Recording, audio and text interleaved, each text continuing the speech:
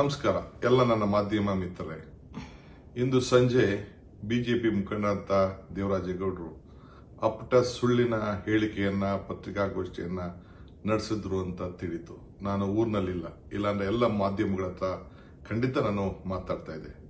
ಇವ್ರು ಏನು ಮಾತಾಡಿದ್ದಾರೆ, ಏನು ಆರೋಪ ಮಾಡಿದ್ದಾರೆ ಎಲ್ಲ ಸುಳ್ಳಿನ ಕಂತೆ.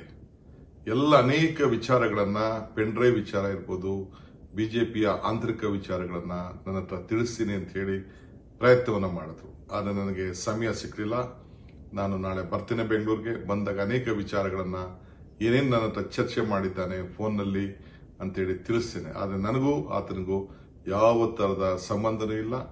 ಅವನು ಏನು ಮಾತಾಡಿದ್ದಾನೆ ಎಲ್ಲ ಕೂಡ ಸತ್ಯಕ್ಕೆ ದೂರ ಆದಂತಹ ವಿಚಾರ ಅಂತ ಹೇಳಲಿಕ್ಕೆ ನಾನು ಬಯಸ್ತೇನೆ.